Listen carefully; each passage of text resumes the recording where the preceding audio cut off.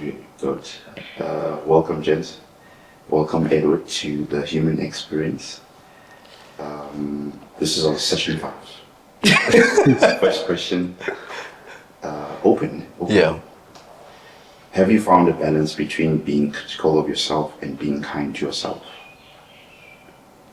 Edward, I think you should take that one first. No, you should. I have to think about it first.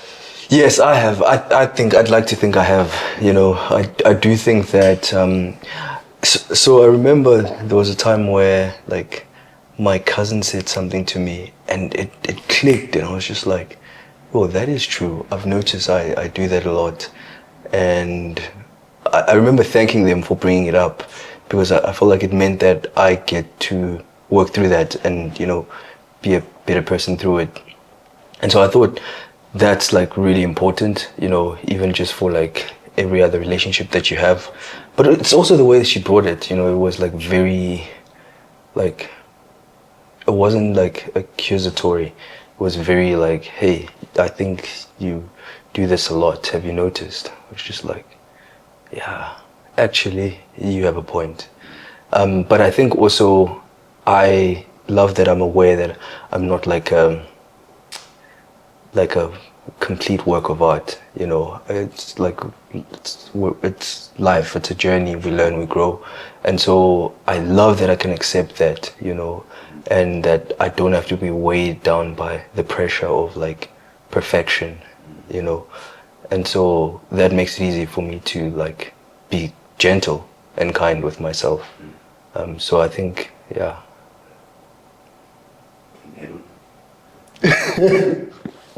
Sorry, man, you have to cut out this part. But anyway, yeah. So I think it's a tough question for me, because I don't think I have that balance.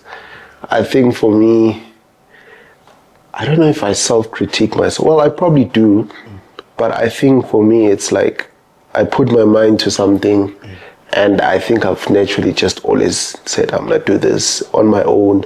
There's no one like pushing me. It's like, this is what I want for myself, and therefore I'm doing it. So I don't know how much of it is like self-critique, how much of it is like, maybe I need to pause. I've never had someone who told me like, okay, I have to do this. Yeah, bo. So it's always, I think it's something inside of me that I'm just gonna do this on my own, the way I wanna do it, and I'm just gonna go, you know. So in terms of like, how does it play out in a relationship? You're not alone. Oh yeah, no, that's big. So I think in that context, you have standards for yourself that I then exert on the next person to say, you should be here.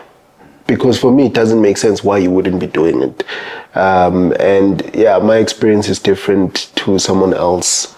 So yeah, I think I kind of project that standard on someone else. Yeah, and then if it doesn't work out, I'm just like, hey, okay, again, this is why I should always do things on my own. Something like that. Yeah, I think it becomes problematic, yeah. And do you often take time to reflect on things you appreciate about your life and yourself? That I appreciate about my life and myself. Yeah, I think I'm always reflecting. I probably don't have a time where I'm like, okay, now I'm gonna reflect, but all the time, yeah, I'm reflecting. I'm always thinking, what could I do better? Like look back and be like, oh, thank you, Lord, for this. Yeah, I think I'm always in self-reflection mode. Yeah. Yeah. It's funny, as you were just like calling my name, I was thinking about, you know, the song, thank you for sunshine, thank you for rain, thank you for joy, thank you for pain. It's a beautiful day. Hey. Great singing. I thought, let me sing it, but I was just like, no, you guys are not ready for this. Yeah, I think it's funny because even before we started shooting now, I was like going through my phone and like showing you videos. And I think like a lot of pictures that were on my phone and videos are obviously like almost like mini documentaries of this is what was happening here, this is how I was feeling. This was a really hard time. This was a really painful time. But this was also like, there were like little great like victories and meals, time spent with people, walks on the beach, and all these other beautiful things in between. And yeah, it's good to reflect, you know, it's good to reflect.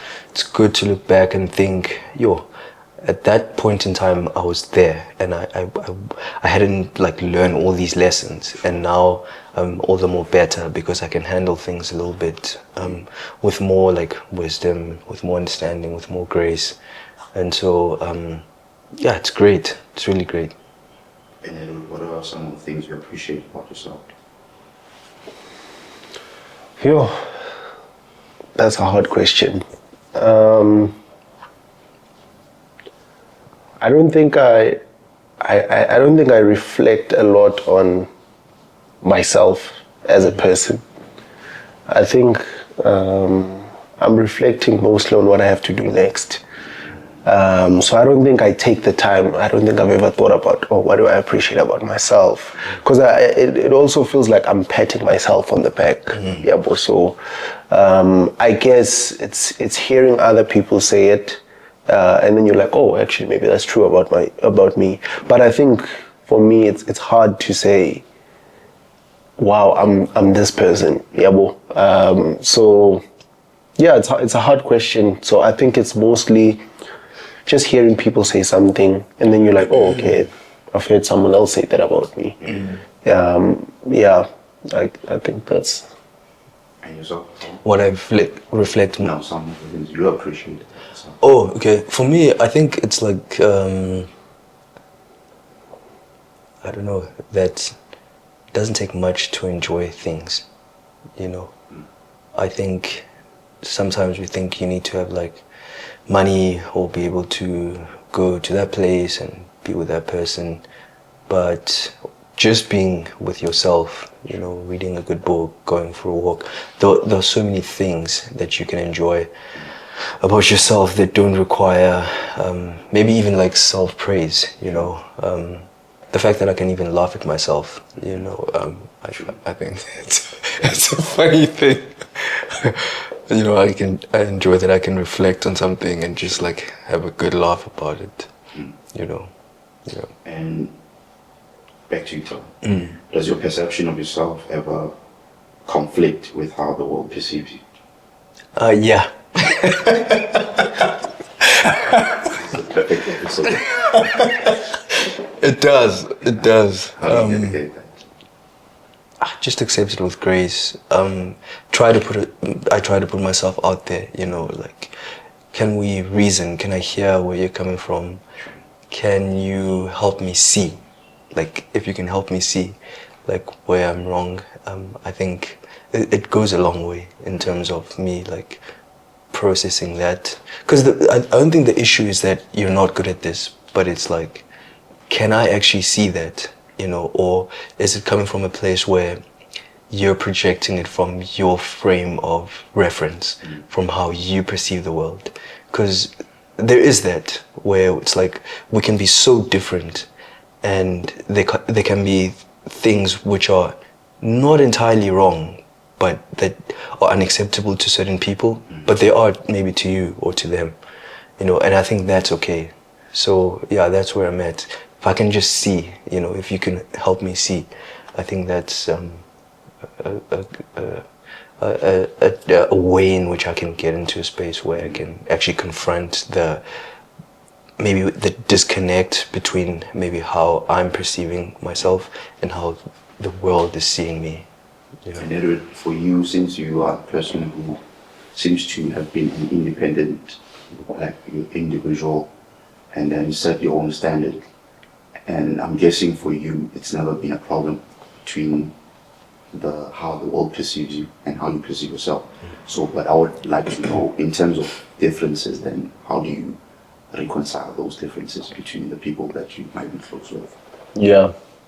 No, I think for me, it's more like, I think it's approaching things like humbly and just taking into thought what someone is saying, but I wouldn't just take from anyone and then say, oh, this is who I am, whatever. But in general, I think there's an element of truth. Doesn't matter who it is, whether at work, home, wherever, there's an element of truth that what they are saying about you is true. So I think for me, maybe those are the moments when I like self-reflect to be like, oh, you know, that person said that, could this be true about me? Yabo. Then I go into like a reflection mode. And I guess trying to like adjust that. But I mean, you kind of have to have a balance, because not everything is like the right thing to listen to, you know. Sometimes it's another person's projection on you, on who they think you are, which in essence is not true, because maybe that person doesn't know you that well. But yeah, for me, I guess it's approaching everything that people say with just an open ear, and then like reflecting, on how I can change, and how I can be better. Thabani, if you have to pause to reflect now, how would you describe your relationship with yourself at this very moment? At this very moment, pause.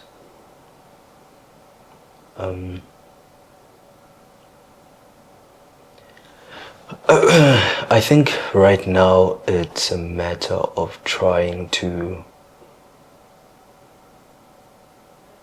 I think, grow just like as a person. Like, what am I consuming? What is shaping me?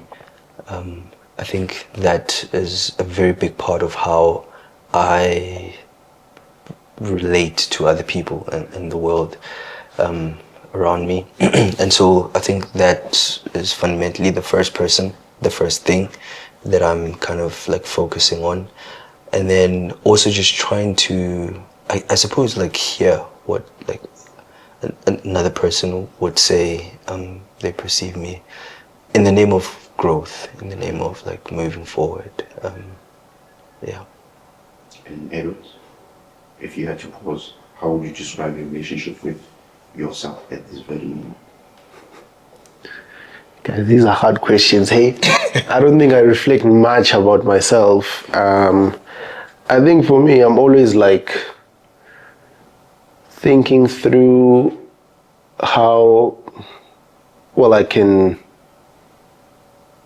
if I'm being honest, like how I can be more like Jesus, like in terms of just living my life as a Christian, and how I speak to my wife, how I treat the next person, how I respond to situations. And I think for me, the real conflict is there to say, look, how can I be more like Jesus as a Christian, and walk in the way that the Lord calls me to walk.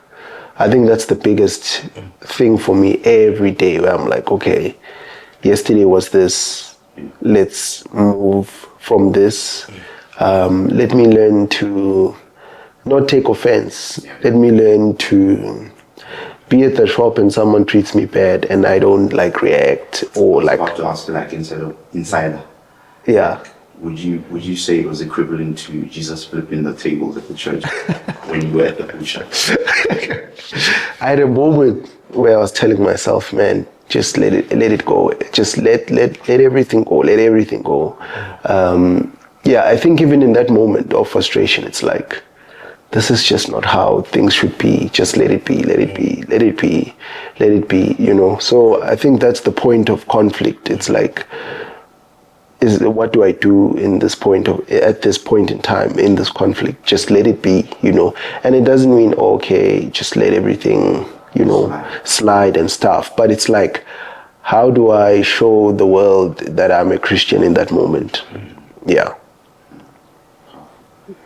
And then, how would you say you have a friendship with yourself? Yeah, I would say definitely. I think I would say yes, because I enjoy being on my own. Yeah, like sometimes I just want to be on my own, get on my bike, drive somewhere, stop at a park, just think, reflect. Yeah, like that's I think that shows me that I've got friendship with myself. I'm not about like the next thing. Yeah, I mean, yeah, I think those are things that I enjoy. Yeah, yeah. So on. Oh, I think that's a very good question. Yeah, I do think so. I think, especially for me, like reading in a coffee shop, especially reading the Bible, and it helps me like reflect and pray and think, and I get to like journal and obviously enjoy good coffee and maybe even music because I always have headphones, and that allows me to like really, I guess, to find even words that help me express how I feel about things. And that's a very good part of like knowing yourself, but also like making sense of relationships, people, the world, and maybe even like the frustrations, the anger, the bitterness, like every emotion that we go through, it really gives you language, which I think can be scary for people. It's like, what, Strange.